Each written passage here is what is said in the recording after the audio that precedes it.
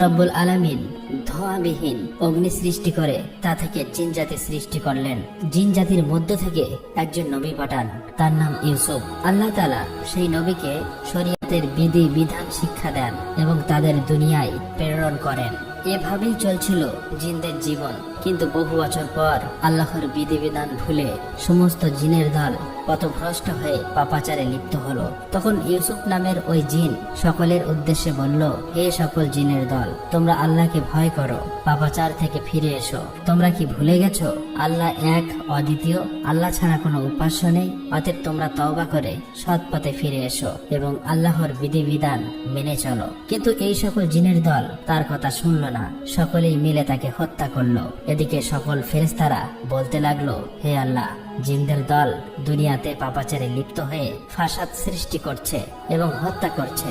আল্লাহ রাব্বুল আলামিন অসীম দয়ালু, আল্লাহর দয়া সীমাহীন। ফেরেশতাদের এই কথা শোনার পর তিনি জিনদের পাপের শাস্তি প্রদান না করে পুনরায় একজন পয়গম্বর পাঠালেন, কিন্তু তিনি সফল হতে পারলেন না। মাত্র কিছু সংখ্যক জিন তার হেদায়েত মেনে সৎ পথে প্রত্যাবর্তন করলো, আর সকলেই পথভ্রষ্ট হয়ে গেল। এভাবে প্রায় ৩৬,০০০ বছর সময়ের মধ্যে জিনটা বহু সংখ্যক পয়গম্বরকে হত্যা করে ফেললো। অতঃপর আল্লাহ রাব্বুল আলামিন ফেরেশতাদের বলল, তোমরা যাও, যারা পাপাচারে লিপ্ত তাদেরকে শাস্তি প্রদান করো। আল্লাহ রাব্বুল আলামিনের এই নির্দেশ পেয়ে ফেরেশতারা কোটি কোটি জিনদের শাস্তি প্রদান করলো। কেবলমাত্র যে সকল ঈমানদার জিন পাপী জিনদের ভয়ে বনে জঙ্গলে পাহাড় পর্বতে গুহায় বসে আল্লাহর ইবাদতে মগ্ন ছিল, তারাই ফেরেশতাদের হাত থেকে রক্ষা পেল। ওই সময় ফেরেশতারা লক্ষ্য করে দেখলো একটি কম বয়স্ক সুন্দর বালক জিন একাকী দাঁড়িয়ে আছে। তার নাম ইবলিশ। তাকে দেখে ফেরেশতাদের অন্তরে দয়া মায়া উদয় হলো। তখন ফেরেশতারা বলল, হে আমার রব, হে মাবুদ, এই বালক জিনটি অসহায়, তার প্রতি আমাদের অনেক মায়া লাগছে। আমরা কি একে নিয়ে আসমানে লালন পালন করব? ফেরেশতাদের অনুরোধে আল্লাহ রাব্বুল আলামিন তাকে আসমানে নিয়ে আসতে অনুমতি দিলেন। ইবলিশ ছিল তীক্ষ্ণ স্মৃতিশক্তি সম্পন্ন। সে একবার যা শুনতো চিরদিনের জন্য তা মনে রাখতো। এদিকে যে সকল জিন বেঁচে গিয়েছিল তাদের বংশবৃদ্ধি পেয়ে আবার জিনদের দ্বারা এই জগৎ পরিপূর্ণ হয়ে উঠল। এদিকে ফেরেশতারা ইবলিশকে প্রথম আসমানে নিয়ে আসলো। সেখানে এসে ফেরেশতারা আল্লাহর ইবাদত বান্দাগির সমস্ত নিয়ম কানুন শিখিয়ে দিলেন। ইবলিশ খুবই অল্প সময়ে এই শিক্ষা লাভ করে দীর্ঘ ১০০০ বছর প্রথম আসমানে আল্লাহর ইবাদত করলো। ইবলিশের আল্লাহর প্রতি ইবাদতের একাগ্রতা ও নিষ্ঠা দেখে অবাক হয়ে ফেরেশতারা বলতে লাগলো, আমরা কেবলমাত্র আল্লাহর ইবাদতের জন্যই সৃষ্টি হয়েছি। একমাত্র ইবাদতেই আমাদের শিক্ষা, ধ্যান, দীক্ষা সবকিছুই। কিন্তু কি আশ্চর্য ব্যাপার, ইবলিশ আমাদের কাছে ইবাদতের নিয়ম কানুন শিখে সে যে ইবাদত করছে তার তুলনায় আমরা কিছুই না। আমাদের ফেরেশতাদের মধ্যে তো এমন ইবাদত কাউকে করতে দেখেনি। মনে হচ্ছে ইবলিশের কাছে আমাদের অনেক কিছু শেখার আছে। তার ইবাদতে ফেরেশতারা এত মুগ্ধ হলো যে তাকে অতি যত্ন সহকারে প্রথম আসমান থেকে ১০০০ বছর পর দ্বিতীয় আসমানে নিয়ে গেল। দ্বিতীয় আসমানে এসে তার চেয়েও বেশি পরিমাণে ইবাদতে মশগুল হলো। আসমানের ফেরেশতারা এটা দেখে চারিদিক থেকে ধন্য ধন্য বলতে লাগলো। বহু ফেরেশতারা তার প্রশংসা করতে লাগলো এবং ইবলিশের নাম রাখলো আবেদ। তারপর ইবলিশ ১০০০ বছর ইবাদত করার পর ফেরেশতারা দ্বিতীয় আসমান থেকে তৃতীয় আসমানে নিয়ে গেল। সেখানে এসে আরো বেশি পরিমাণে পরম একাগ্রতা মনোযোগের সাথে আল্লাহর ইবাদতে মগ্ন হলো। এটা দেখে সেখানকার ফেরেশতারা তার ইবাদতে মুগ্ধ হয়ে ইবলিশের নাম রাখলো অলি। এভাবেই প্রত্যেক আসমানে ইবলিশ ১০০০ বছর ইবাদত করলো। অবশেষে সপ্তম আসমানে উপনীত হয়ে পরম সুখে শান্তিতে বসবাস শুরু করলো।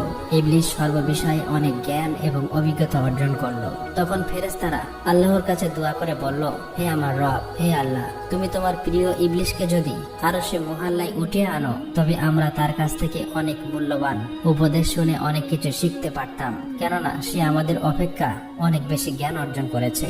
মহান আল্লাহ তাআলা ফেরেশতাদের এই আবেদন মঞ্জুর করলেন এবং ইবলিশকে আরশে মুহাল্লার কাছে নিয়ে আসলেন।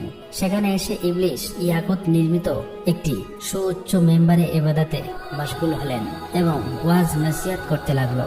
তখন এইসব দেখে ফেরেশতারা তাকে মালাইকা অর্থাৎ ফেরেশতাদের শিক্ষক হিসেবে মেনে নিল। এদিকে পৃথিবীর যে সকল জিনের দল অবশিষ্ট ছিল তারা আবারও ভীষণ পাপাচারী হয়ে উঠল।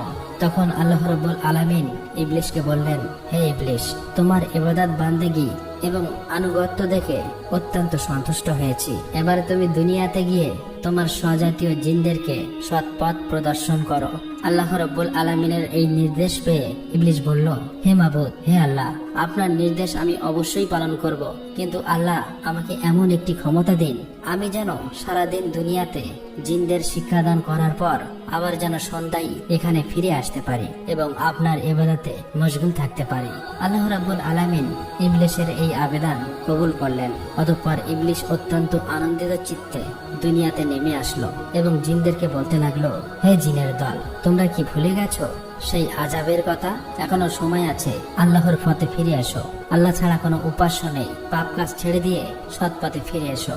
এইভাবে বহুদিন পর্যন্ত তাদেরকে হেদায়েত করতে লাগলেন, কিন্তু একাধারে বহুদিন পর্যন্ত সে অপ্রাণ চেষ্টা করেও পরিশ্রম করা সত্ত্বেও সামান্য কিছু সংখ্যক জিন ছাড়া প্রায় সকলেই ইবলিশের বিরুদ্ধাচরণ করতে লাগলো এবং ভীষণ পাপাচারে লিপ্ত হয়ে গেল। তখন ইবলিশ আল্লাহর দরবারে দোয়া করলেন, হে মাবুদ, হে আল্লাহ, আপনি আমাকে ক্ষমতা দিন যাতে এই অবাধ্য জিনদেরকে আমি সমূলে ধ্বংস করতে পারি। আল্লাহ রাব্বুল আলামিন ইবলিশের এই দোয়া কবুল করলেন এবং জিনদেরকে ধ্বংস করার জন্য অগণিত ফেরেশতা দুনিয়ায় প্রেরণ করলেন। ফেরেশতাদের সাথে ইবলিশও ছিল। অতএব ফেরেশতা ও ইবলিশের আগমনের পর দুনিয়ায় সমস্ত পাপাচারী জিন একে একে প্রাণ হারালো। দুনিয়ার কার্য শেষ করে পুনরায় ইবলিশ একাগ্র চিত্তে আল্লাহর ইবাদতে মশগুল হলো। আল্লাহ তাআলার দরবারে ইবলিশের কত যে সেজদা ছিল তা কারো পক্ষে হিসাব করা সম্ভব নয়। আসমান, জমিন ও আরশে মহল্লার নিকটে এমন কোনো জায়গা ছিল না যেখানে ইবলিশ অসংখ্য সেজদা দেয়নি। অতঃপর ইবলিশ আল্লাহ রাব্বুল আলামিনের কাছে দোয়া করলেন, হে আমার রব, হে আল্লাহ, তোমার অসীম অনুগ্রহে আমি অতি সামান্য স্তর থেকে সসম্মানে অতি উচ্চ স্তরে পৌঁছেছি। তোমার অসীম অনুগ্রহে আমি তোমার নৈকট্য লাভ করতে পেরেছি। এখন আমার মনের একান্ত বাসনা হলো তোমার পবিত্র লাউহে মাহফুজ যদি একবার দর্শন করাতেন, আল্লাহ গো, জীবন ধন্য সার্থক হয়ে যেত। তুমি দয়া করে অনুগ্রহ করে আমার এই আকাঙ্ক্ষা পূর্ণ করো। মিকাইল ফেরেশতা এই নির্দেশ পাওয়ার সাথে সাথে ইবলিশকে নিয়ে লাউহে মাহফুজের নিকট নিয়ে গেল। ইবলিশ আল্লাহর অপূর্ব সৃষ্টি লাউহে মাহফুজের দিকে এক দৃষ্টিতে চেয়ে দোয়া পাঠ করতে লাগলো। হঠাৎ এক স্থানে চোখ পড়লো আর সেখানে লেখা আছে, আল্লাহর এক বান্দা 6 লক্ষ বছর পর্যন্ত আল্লাহর ইবাদত করবে, কিন্তু মহান আল্লাহর একটি আদেশ অমান্য করায় সে জান্নাত থেকে বিতাড়িত হবে, আর ওই বান্দা আসমান ও জমিনের মালায়ন বা অভিশপ্ত নামে পরিচিত হবে।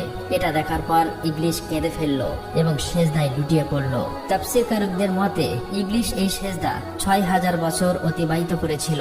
6000 বছর পর ইবলিশ মাথা তুলে দেখতে পেল তার সিজদার জায়গায় লিখিত রয়েছে, লাআনাতুল্লাহি আলা ইবলিশ, ইবলিশের উপরে আল্লাহর অভিশাপ বর্ষিত হোক। এটা দেখে ইবলিশ আল্লাহর কাছে দোয়া করলো, হে আমার রব, এই ইবলিশকে আমি তাকে যথাযথ শিক্ষা দান করি। তার জবাবে মহান আল্লাহ তাআলা বললেন, অচিরেই তুমি তাকে দেখতে পাবে। এই কথা শুনে ইবলিশ সেখানে দাঁড়িয়ে 1000 বছর পর্যন্ত পাঠ করলো, লাআনাতুল্লাহি আলা ইবলিশ, অর্থাৎ ইবলিশের উপর আল্লাহর লানত বর্ষিত হোক। এখানে উল্লেখ করা প্রয়োজন, তখন ইবলিশ এই নামে পরিচিত হয়নি। এরপর আল্লাহ রাব্বুল আলামিন ইবলিশকে বললেন, হে ইবলিশ, বলতো যে বান্দা আমার অশেষ অনুগ্রহ লাভ করার পরেও আমার হুকুম অমান্য করবে তার কেমন শাস্তি হওয়া উচিত?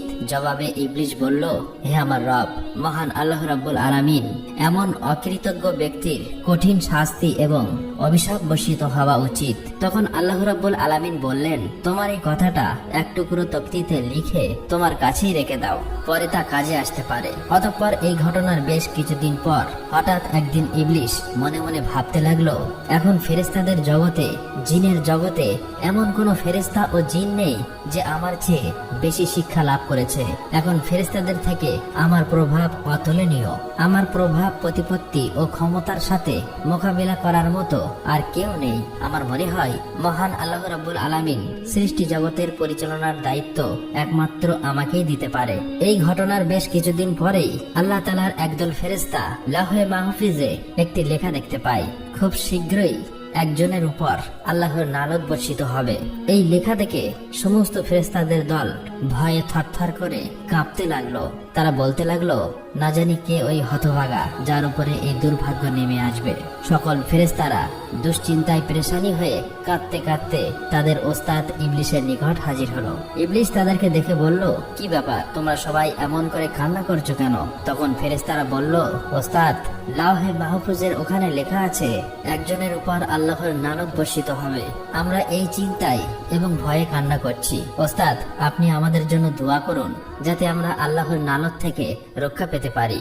ইবলিশ ফেরেশতাদের এই সমস্ত কথা শোনার পর মুচকি হেসে আল্লাহ তাআলার দরবারে দোয়া করলো, হে আমার রব, হে দয়াময় আল্লাহ তাআলা, তুমি এই ফেরেশতাদের কারোর উপর লানত দিও না। আল্লাহ রাব্বুল আলামিন সাথে সাথে ইবলিশের এই দোয়া কবুল করলেন। অতঃপর এর কিছুদিন পর একদিন ইবলিশ আরশে মুআল্লার একখানা তাকঠির উপরে উজ্জ্বল নূরের হরফে একটি লেখা দেখতে পায়। সেখানে লেখা ছিল, আউযু বিল্লাহি মিনাশ শাইতানির রাজিম, অর্থাৎ বিতাড়িত শয়তান হতে আল্লাহ তাআলার নিকট সাহায্য প্রার্থনা করছি।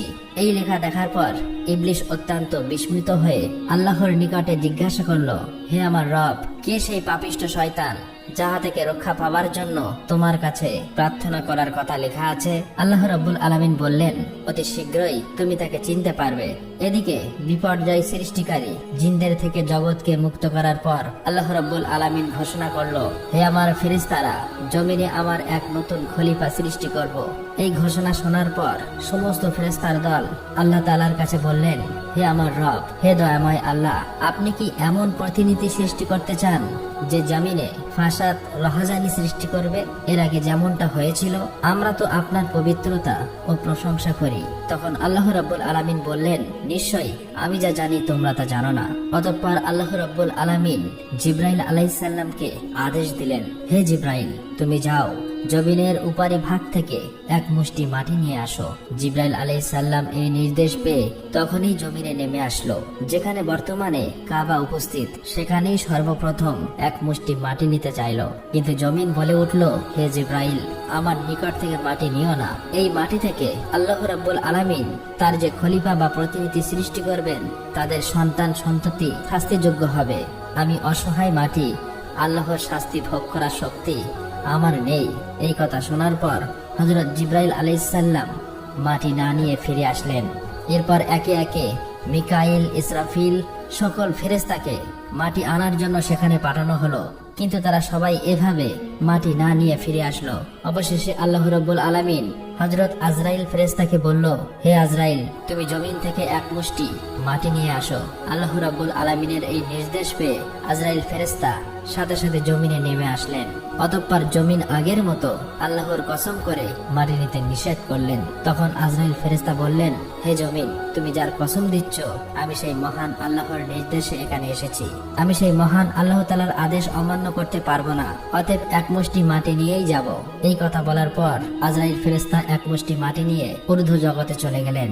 আল্লাহর দরবারে এসে বললেন, হে আল্লাহ, আপনি মহান জ্ঞানী, এই জগৎ সমূহের প্রতিপালক, আপনার আদেশ আমি পালন করেছি। তখন আল্লাহ রাব্বুল আলামিন বললেন, হে আজরাইল, এই মাটি হতে জমিনে এক খলিফা সৃষ্টি করব এবং তার জান কবজ করার দায়িত্ব তোমাকেই দেব।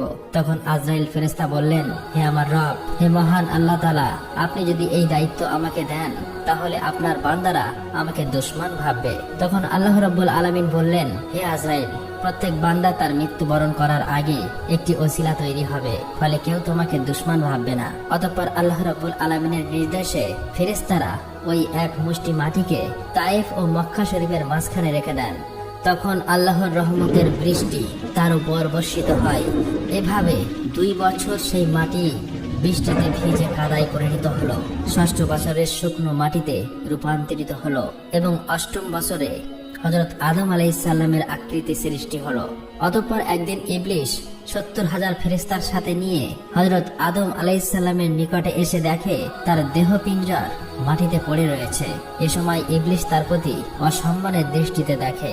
তারপর অন্য একদিন ফেরেশতারা ইবলিশকে বললেন, আল্লাহ রাব্বুল আলামিন এই মাটি হতে প্রতিনিধি সৃষ্টি করবে। তখন ইবলিশ বলল, এই কথা সত্য, তবে আল্লাহ তাআলা যদি আমার অধীনে করে দেয়, তাহলে আমি তাকে ধ্বংস করে ফেলব, আর আমাকে তার অধীনস্থ করে দিলে আমি তার অধীনতা স্বীকার করব না। এই ঘটনার 40 দিন পর হযরত আদম আলাইহিস সালামের রূহ সৃষ্টি করা হয়। অতঃপর আল্লাহ রাব্বুল আলামিন সকল ফেরেশতাকে বলল, হে ফেরেশতারা, তোমরা সকলেই আদমকে সেজদা করো। সকল ফেরেশতারা হযরত আদম আলাইহিস সালামকে সেজদা করলো, কিন্তু ইবলিস সেজদা করলো না।